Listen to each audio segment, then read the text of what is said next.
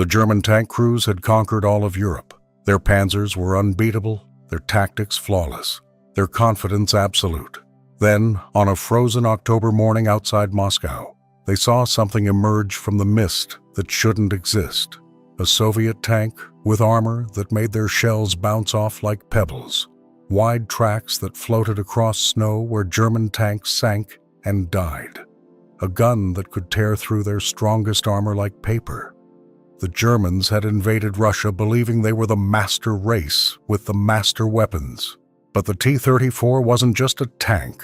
It was the moment an entire army realized they'd been wrong about everything. Their intelligence had warned them, but racial arrogance made them laugh off the reports. How could the inferior Soviets build something that made their precious Panzers obsolete overnight? What happens when the hunters become the hunted? When your greatest strength becomes your fatal weakness? And why did German tank crews spend the rest of their lives haunted by the sound of diesel engines in the snow? The morning of October 6, 1941, began with the same mechanical rhythm that had carried the German Wehrmacht across Europe like a steel tide. Inside his Panzer III, Feldwebel Karl Rupp checked his ammunition count while his crew performed their routine maintenance. The cramped interior smelled of oil, sweat, and victory. For 4 months, Rupp's tank had been part of Operation Barbarossa, the largest military invasion in human history. 3.5 million German soldiers, supported by 3,600 tanks, had crashed into the Soviet Union with the force of an avalanche. By October, the campaign seemed all but won. Rupp's diary, discovered in German military archives decades later, captures the intoxicating confidence of those days. The Ivans throw antiques at us, tanks from the 1920s that our shells split open like ripe melons. Schmidt keeps a tally on the turret wall. We're at 37 kills, not a scratch on us. Moscow by Christmas, they say. After seeing what passes for Soviet armor, I believe it. The German tankers had reason for their confidence.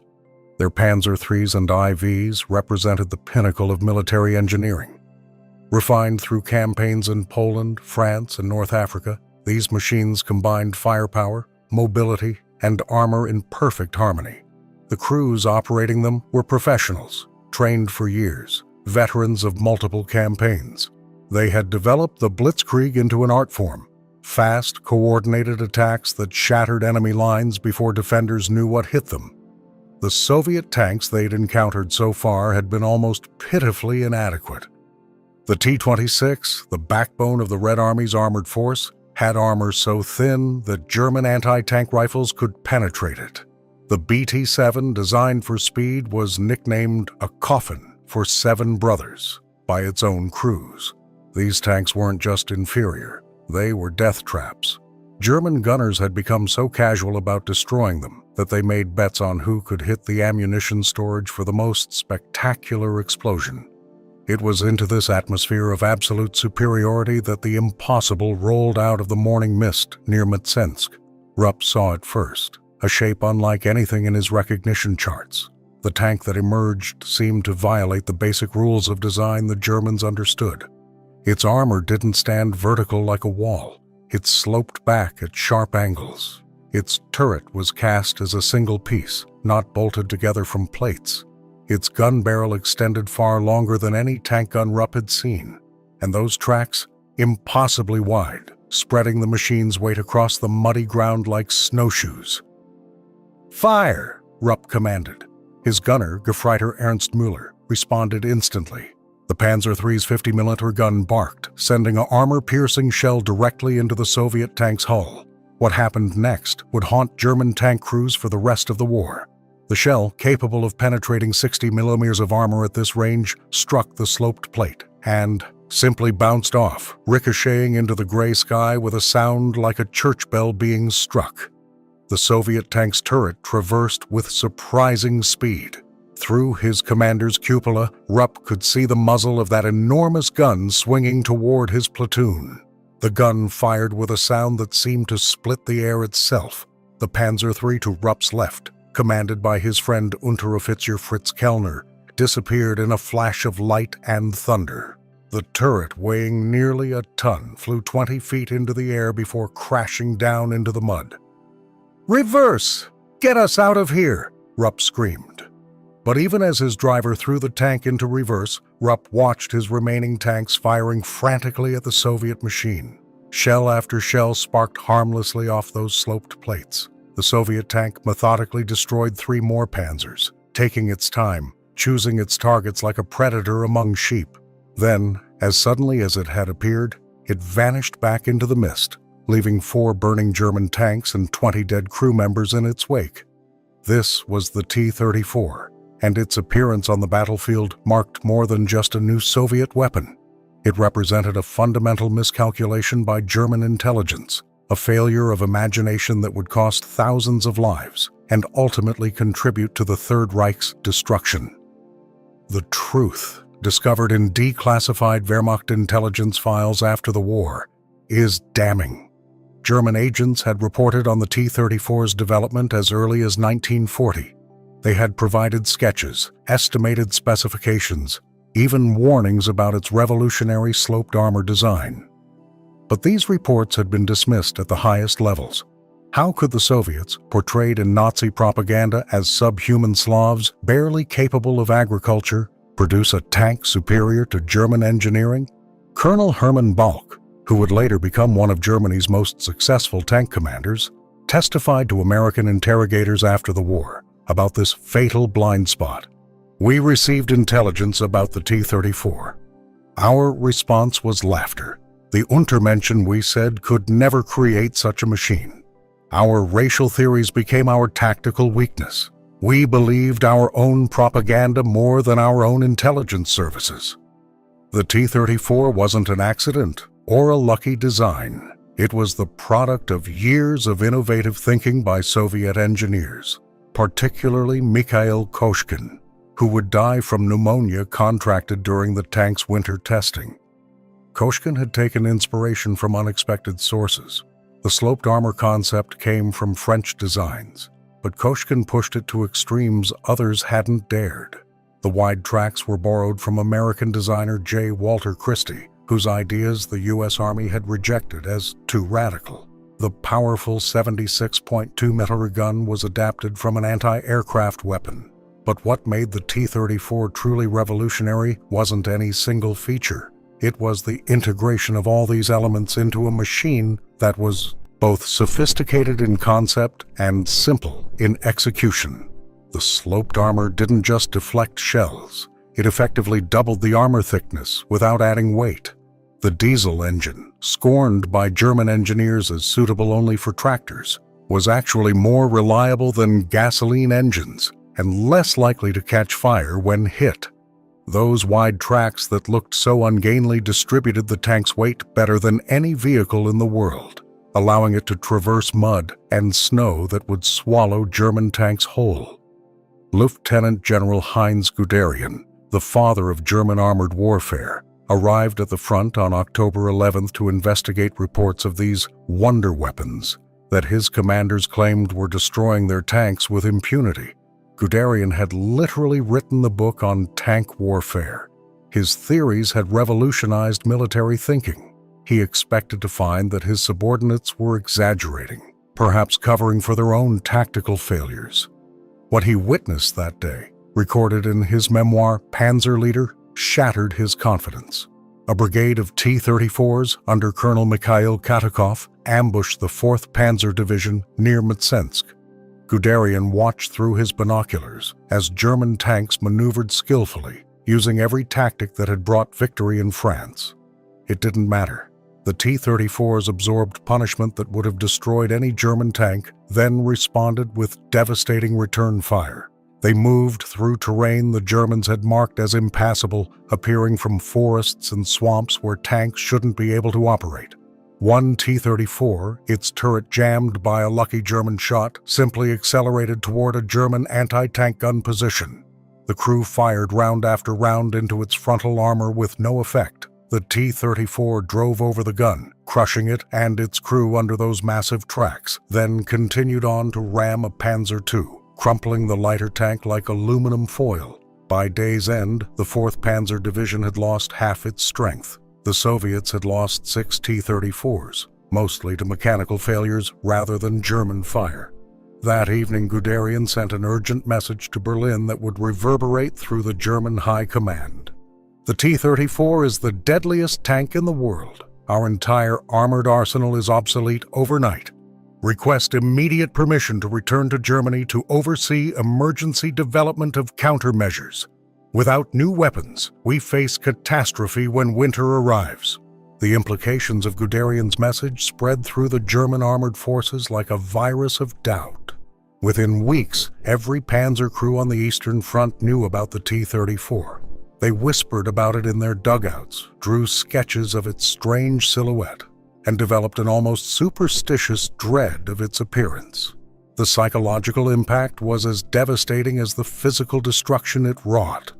Unteroffizier Hans Becker, a 22-year-old Panzer IV commander from Bavaria, wrote letters to his fiancée Greta that survived the war in his family's possession.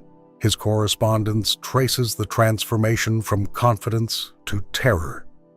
October 20th, 1941. Liebste Greta, we have encountered something that shouldn't exist. We call them ghosts, because our shells pass through them like they're not there. Yesterday, I put 7 shots into one of these new Russian tanks. It killed 3 of ours and drove away smoking, but undefeated. I don't sleep anymore. I just listen for the sound of their diesel engines. By November 15th, his tone had darkened further. The snow has started.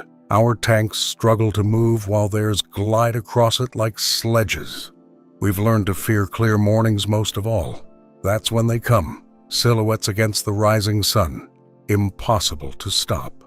Muller says we're fighting demons. I'm beginning to believe him. How else to explain machines that shrug off our best shots while destroying us with ease?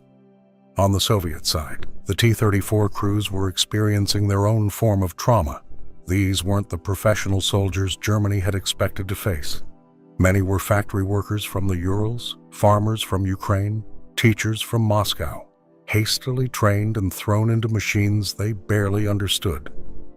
Junior Lieutenant Dmitry Lavrenenko would become the Soviet Union's greatest tank ace, destroying 52 German tanks in just 2.5 months before his death. His diary, hidden by his family until 1991, reveals a complex emotional landscape. November 3, 1941, Lavrenenko wrote, "The fascists fire and fire, their shells bouncing off our armor like rain. I see their faces through my periscope, young men, terrified, realizing their magnificent panzers are just coffins. Today I destroyed 4 German tanks in 10 minutes. I feel no joy in this slaughter, only duty. We are not heroes. We are workers operating a machine that happens to be superior. The Germans made the mistake of believing their own myths about our inferiority." The T-34's superiority, however, came at a terrible human cost that Soviet propaganda never acknowledged. The tank's interior was a torture chamber. No padding protected crews from the steel surfaces that could break bones during combat maneuvers. The diesel engine filled the compartment with toxic fumes. In winter, the inside temperature could drop to -20. In summer, it could exceed 50 degrees Celsius. The driver's hatch, poorly designed, would slam shut and decapitate men, if not properly secured. The commander had to serve as gunner as well, overwhelming him with responsibilities. Tank driver Viktor Krylov, interviewed in the 1990s, remembered, "The T-34 saved Russia, but it devoured us to do it. My hands are permanently scarred from hot shell casings. I'm deaf in one ear from the engine noise. In my first battle, our commander was cut in half by shrapnel that came through the driver's vision slit, a gap just inches wide. We fought the rest of the engagement with his blood covering everything. There was no time to remove his body." As November turned to December, the Russian winter arrived with a vengeance. Temperatures plummeted to -40. The snow came not in gentle flakes, but in horizontal sheets that cut exposed skin. For the German tankers, this was when the T-34 transformed from a superior enemy into an invincible force of nature. The technical reports from this period, preserved in Wehrmacht archives, read like descriptions of nightmares made steel. German tanks required hours of warming before their engines would start. Crews lit fires beneath their vehicles, risking explosion from leaking fuel. Precision German transmissions, designed for the mild winters of Central Europe, seized solid in the Russian cold. Track pins shattered like glass. Optical equipment fogged and froze, leaving gunners half-blind. The T-34s, by contrast, seemed designed for this frozen hell. Their diesel engines, while difficult to start, could be hand-cranked even at -40. Their simple, robust transmissions had huge tolerances that prevented freezing. Most critically, those wide tracks, 550 meters compared to the Panzer III's 360 meters, distributed the tank's weight so effectively that T-34s could drive across snow that German tanks sank into up to their turrets. Panzer driver Wilhelm Prueller's memoir captures the desperation. December 1941 was when we understood we would lose. Not because the Russians were better soldiers, they weren't. Not because they were braver. Courage was equal on both sides. We would lose because they had a tank designed for their country while we had brought racing cars to a mud fight. I watched T-34s drive past our immobilized Panzers like we were monuments, not threats. The German response was frantic improvisation mixed with desperate innovation. Field workshops worked around the clock to upgun Panzer IVs with longer barrels. Precious tungsten core ammunition, originally intended for special targets, was rushed to the front and hoarded for T-34 encounters. Engineers developed improvised armor additions, spare track links welded to hulls, concrete poured over vulnerable spots. None of it was enough. In desperation, German crews developed tactics that were more about survival than victory. They learned to target T-34 tracks, immobilizing them for artillery to destroy. They set ambushes at river crossings where T-34s were vulnerable. They used captured Soviet anti-tank rifles to shoot at vision slits, hoping to blind or kill drivers. These weren't the tactics of the confident Wehrmacht that had stormed across Europe. These were the improvisations of men trying not to die. Colonel Hermann Balk, commanding a panzer regiment, wrote in his combat diary, "We have become assassins rather than soldiers. We hide, we ambush, we run. The T-34 has robbed us of the ability to fight as we were trained. Every engagement is an exercise in finding some microscopic advantage, a moment of surprise, a lucky shot at a weak point. This is not war as we understood it. This is survival." The Soviets, recognizing their advantage, pushed it ruthlessly. Tank commander Pavel Rotmistrov developed what he called the avalanche assault. Masses of T-34s attacking in waves, accepting terrible losses but overwhelming German positions through sheer numbers and mechanical superiority. At Klin, 31 T-34s destroyed an entire German armored battalion, losing 8 of their own, a ratio that would have been unthinkable just months earlier. But perhaps the most revealing incident occurred on December 20th, 1941, near Volokholamsk. Sergeant Otto Karius, who would become one of Germany's most decorated tank commanders, encountered his first T-34. His account, recorded in his memoir Tigers in the Mud, is remarkable for its honesty. "I fired 5 shots from my Panzer 38T at less than 100 meters. All bounced off. The T-34's commander must have been amused. He rotated his turret slowly, almost casually, towards us. I ordered my crew to abandon the tank. As we ran, I looked back to see our Panzer disappear in a ball of flame. But here's what haunts me. The T-34 could have machine-gunned us as we fled. It didn't. The commander let us go. Even now, I don't know if it was mercy or contempt." By January 1942, the Eastern Front had become a frozen testament to German miscalculation.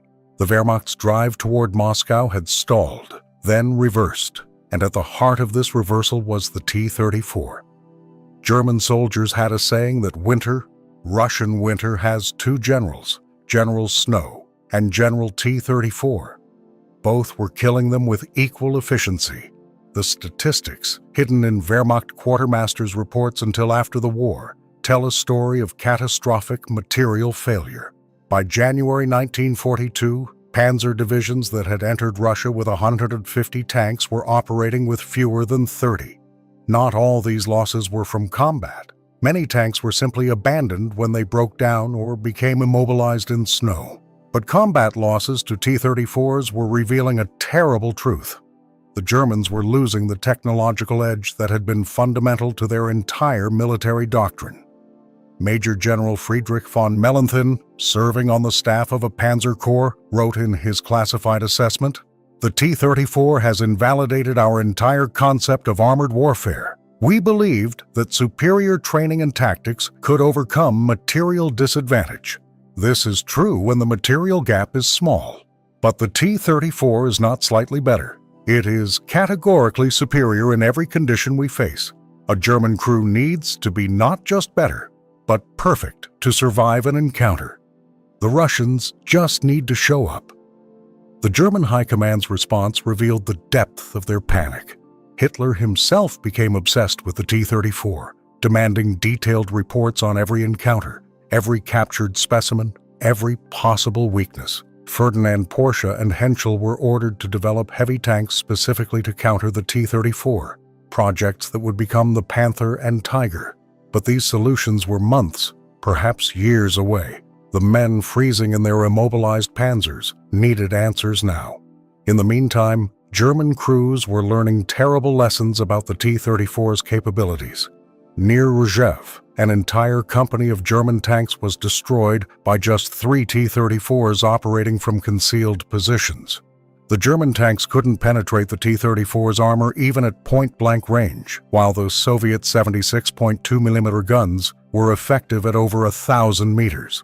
It wasn't combat. It was execution. Gefreiter Heinrich Vollmer, a Panzer III loader who survived the encounter, testified, "We knew where they were. We could see them. We hit them repeatedly. Nothing. Then they would fire once and another of our tanks would burn. The worst part was the waiting. Knowing your shell would bounce off, knowing theirs wouldn't, waiting for your turn to die. Some crews just abandoned their tanks and ran. Nobody blamed them." On the Soviet side, the T-34 crews were becoming more confident, more aggressive. But this confidence came with its own psychological burden. Tank Commander Alexander Burtsev, whose memoirs were published in the 1980s, wrote about a battle near Vyazma. "We destroyed 11 German tanks without taking a single penetrating hit. It should have felt like victory, but it felt like slaughter. Through my periscope, I watched German crews trying desperately to hurt us, their shells bouncing off our armor like thrown stones. When their tanks burned, I could see them trying to escape, their clothing on fire. These weren't the Nazi monsters of propaganda. They were boys, dying badly because their country sent them to war in inferior machines." The T-34's impact extended beyond individual battles. It was reshaping the entire conflict's strategic reality.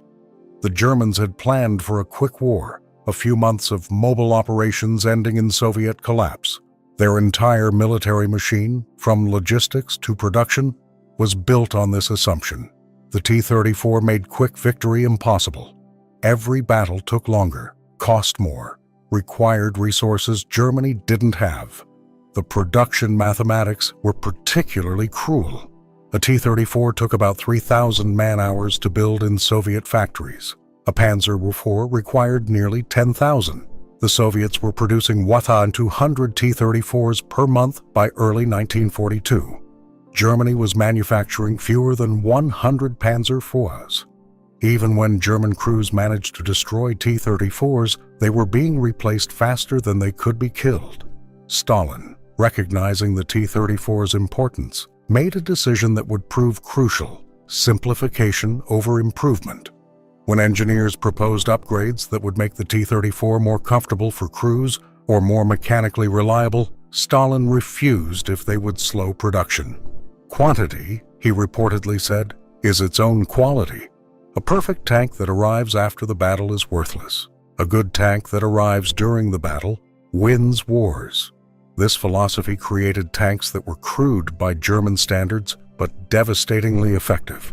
Welds looked like they were done by beginners, because they often were, by teenage girls and boys in Ural factories.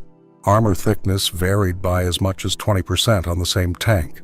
Interiors were unfinished steel that cut hands and heads. But they worked, they kept working, and they were everywhere. By March 1942, German tactical doctrine had completely changed. Pre-war manuals emphasized aggressive, mobile attacks. Now, defensive ambush was the only viable tactic against T-34s.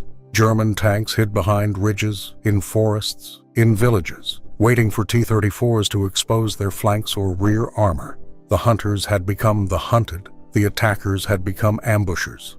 Hauptmann Michael Wittmann, who would later become Germany's most celebrated tank ace, learned his trade during this period. His early combat reports show the evolution of German anti-T-34 tactics.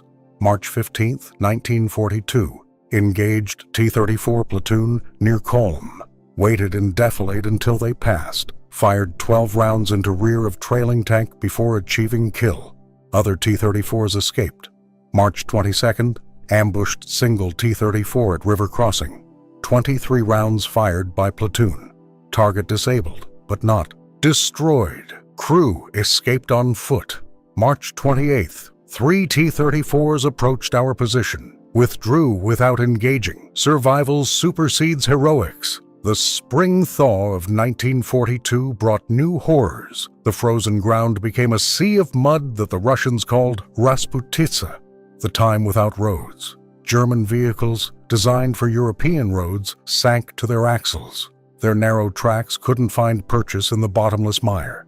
Supply trucks disappeared entirely, swallowed by mud that could be 10 feet deep. The T-34s struggled too, but those wide tracks that had floated them over snow now gave them just enough flotation to keep moving through mud that immobilized everything else. Soviet commander Georgy Zhukov used this advantage ruthlessly, ordering T-34 attacks specifically during the worst mud conditions, knowing the Germans couldn't maneuver to respond. A German intelligence report from April 1942 states, "The T-34 appears to violate the laws of physics. It moves through mud that our engineers insist cannot support a 40-ton vehicle. It operates in cold that should freeze any mechanical system. It survives hits that should penetrate any armor. We are not just fighting a superior tank. We are fighting a machine that seems designed by nature itself to defend Russia." It was during this period that a captured T-34 was finally sent back to Germany for thorough analysis. The report, compiled by German engineers at Kummersdorf, was a mixture of admiration and dismay. The sloped armor was even more effective than calculated. The diesel engine, while crude, was practically indestructible. The transmission, which German engineers mocked as agricultural, could be repaired with a hammer and basic tools, unlike German transmissions that required precision parts and skilled technicians. Most tellingly, the report concluded, this vehicle could be produced by workers with minimal training using basic machine tools. It is designed not for perfection, but for mass production. We estimate the Soviet Union could build 4 T-34s for every Panzer IV we produce. Recommend immediate development of countermeasures and radical increase in anti-tank weapon production. The T-34 represents not just a superior tank, but a superior understanding of what this war requires. By July 1943, Germany had spent 18 months developing answers to the T-34. The result was Operation Citadel, the attack on the Kursk salient, which would feature Germany's new wonder weapons, the Panther, designed specifically to counter the T-34, and the Tiger, a heavy tank that could destroy T-34s at ranges exceeding 2,000 meters. Hitler delayed the operation for months to accumulate these new machines, convinced that technological superiority would finally restore German dominance. On July 12, 1943, near the small railway station of Prokhorovka, over 1,500 tanks would clash in the largest armored battle in human history. What happened that day would demonstrate that the T-34 had changed not just tank warfare, but the very nature of industrial combat.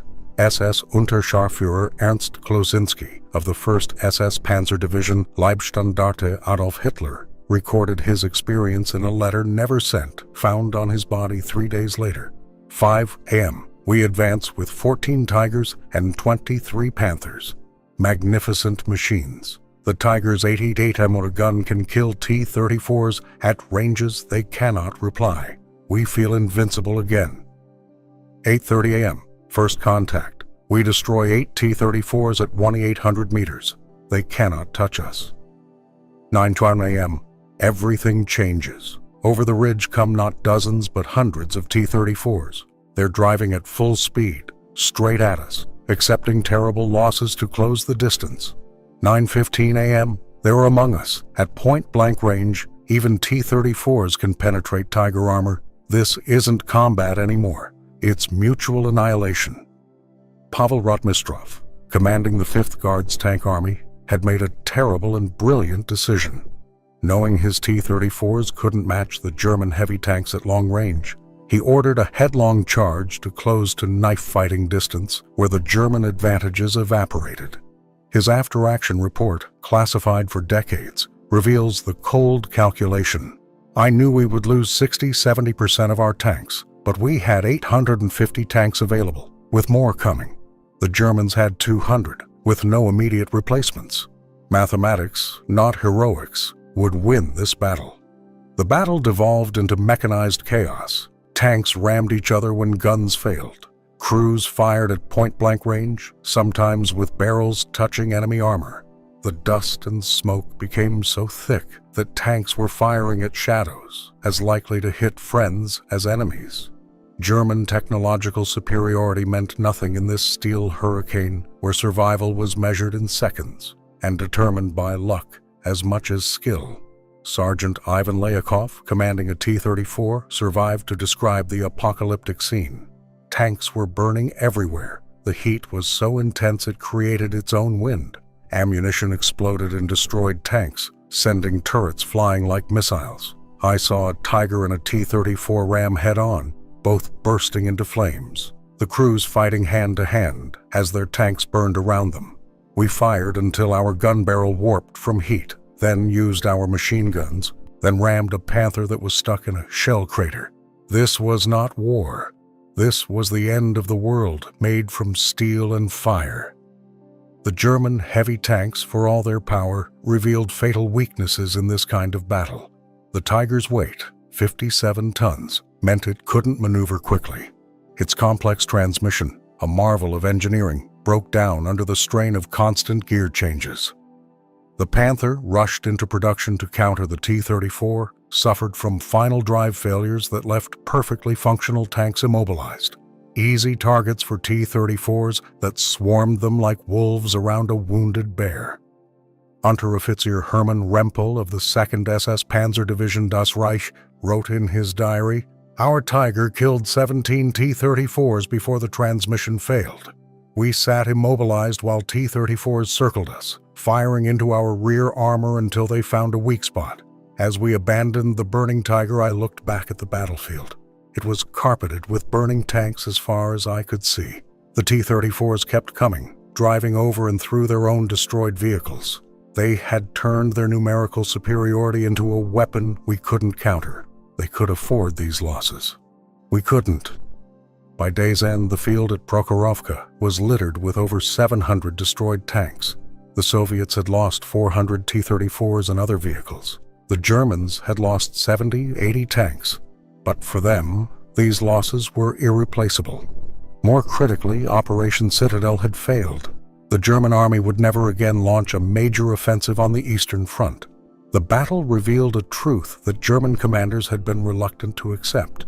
The war had become one of industrial attrition, where the ability to replace losses mattered more than tactical brilliance or technological superiority. The T-34, crude and uncomfortable as it was, could be built in vast numbers by barely trained workers. The German Tigers and Panthers required skilled craftsmen and precious resources the Reich no longer possessed in sufficient quantities.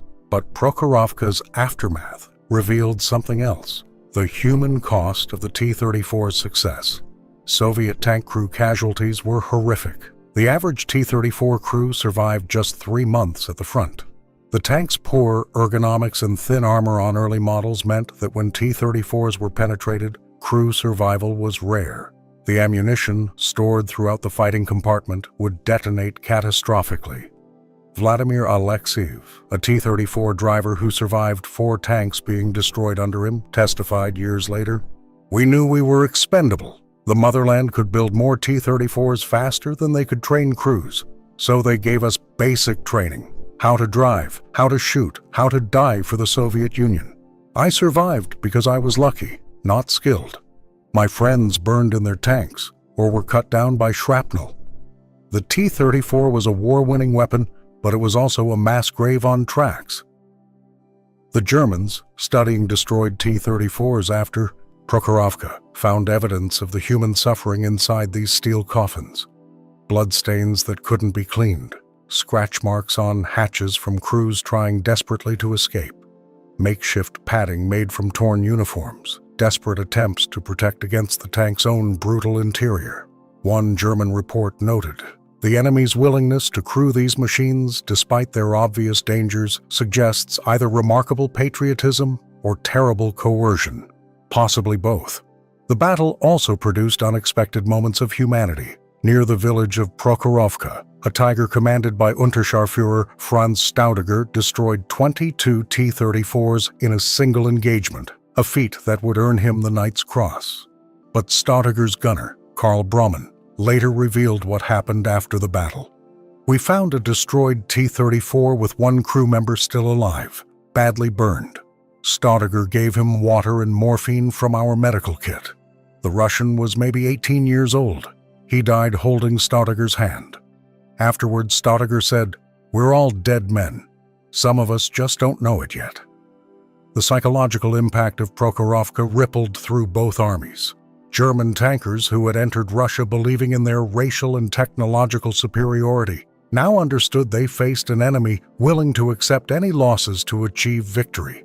The new Tigers and Panthers, for all their power, couldn't overcome the simple mathematics of Soviet production. Soviet tank crews, meanwhile, knew they were being fed into a meat grinder. They painted slogans on their tanks like "For Stalin" and "Death to Fascists." But their letters home, censored during the war but preserved in archives, reveal their real feelings. One T-34 commander wrote to his wife, "We are told we are heroes, but we know we are ammunition. The fascists have better tanks, but we have more bodies to throw at them. Somehow this is called victory." The war ended not with a decisive tank duel between T-34s and Tigers, but with Soviet tanks rolling through the ruins of Berlin, while German crews destroyed their own vehicles rather than let them be captured.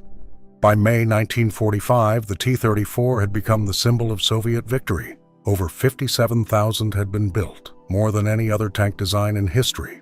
But the men who had crewed these machines, on both sides, would spend the rest of their lives grappling with what they had experienced.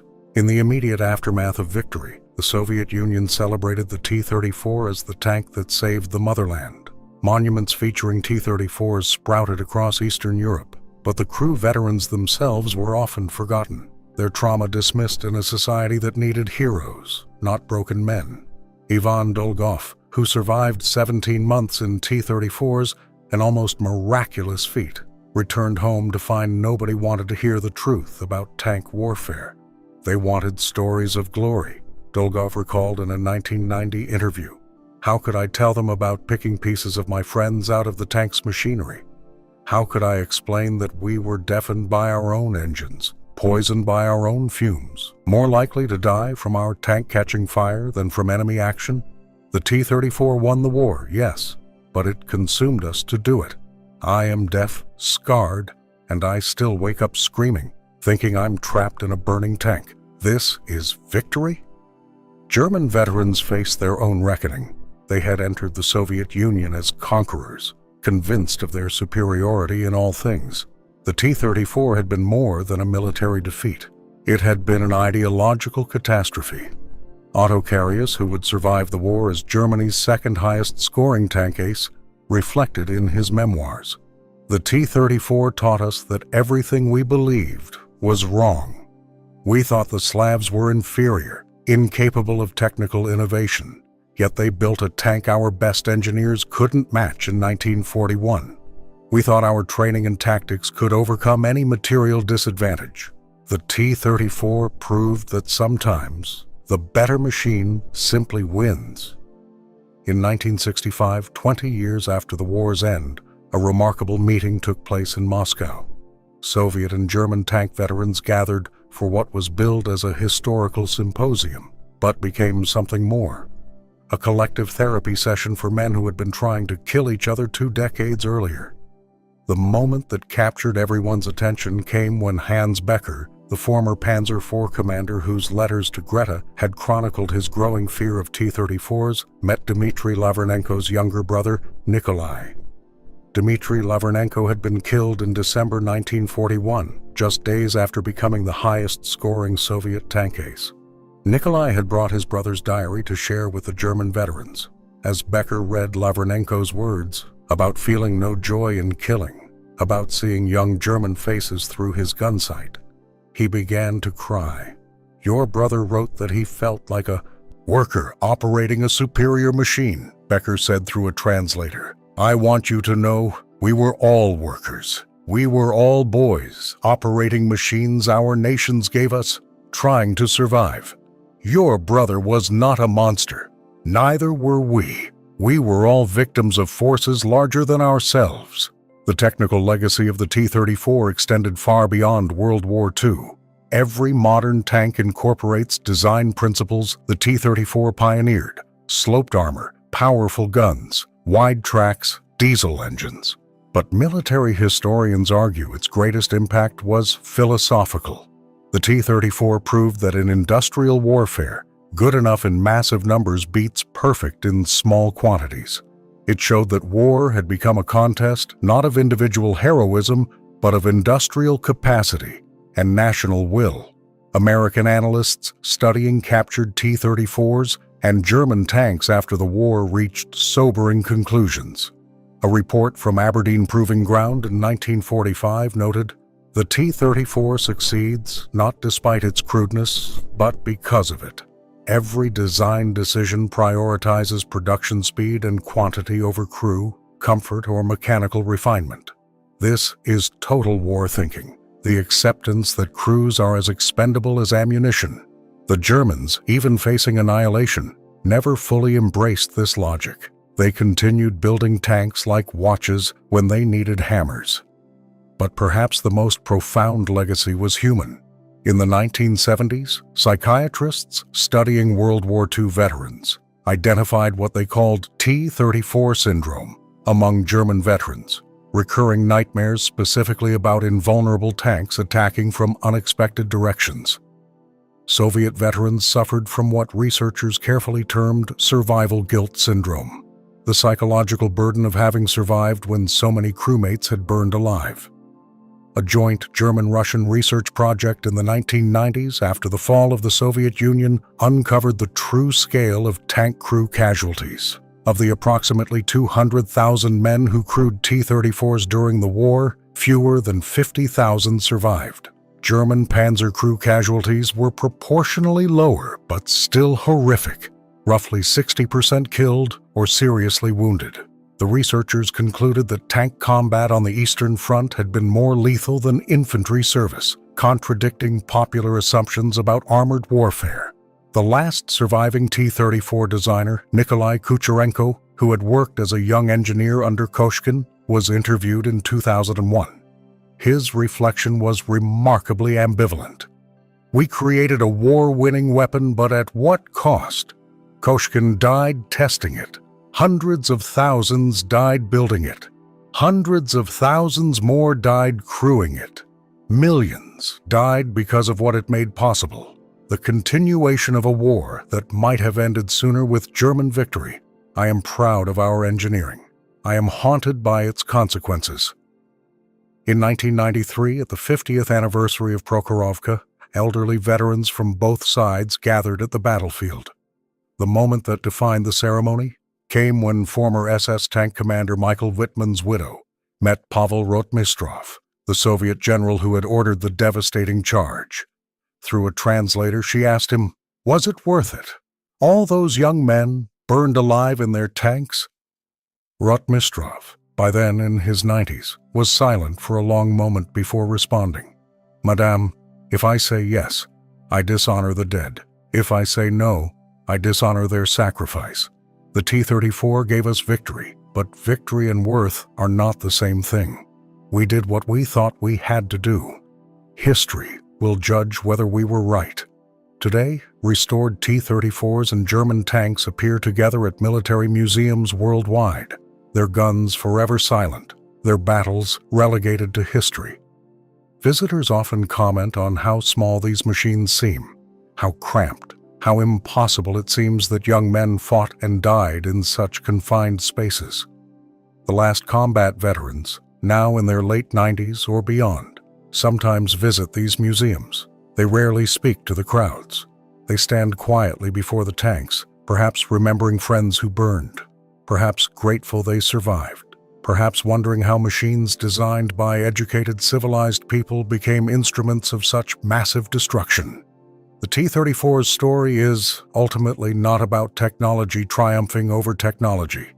It's about what happens when nations industrialize killing, when production lines become more important than tactics, when quantity becomes its own quality. The German tankers who faced T-34s learned that war is not about individual heroism or racial superiority, but about mathematics. Who can build more, faster, cheaper? The Soviet crews who drove T-34s learned that being on the winning side doesn't mean you survive, only that your death contributes to victory.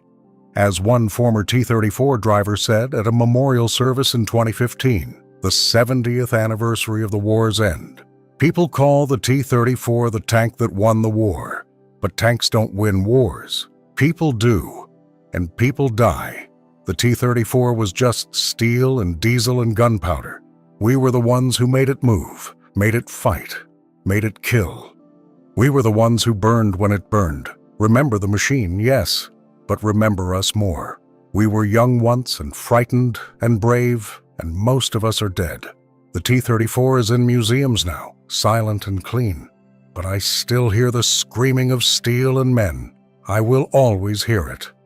The sun sets now on the memorial at Prokhorovka, where German and Russian tanks sit side by side, their battles ended, their crews at rest. Snow falls on them equally, as it did during those terrible winters when the T-34 crushed through frozen earth and German certainty alike.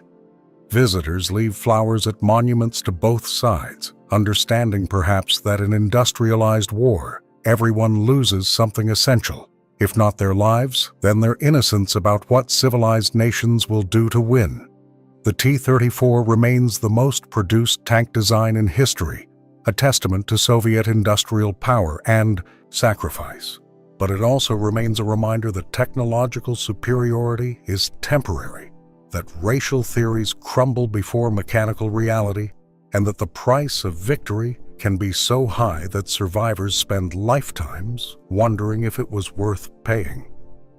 The German tankers who expected easy victory in Russia learned these lessons in burning steel. The Soviet crews who delivered these lessons paid with their lives by the hundreds of thousands. Both sides discovered that when war becomes a mathematical equation, humanity becomes a casualty, whether you solve the equation correctly or not.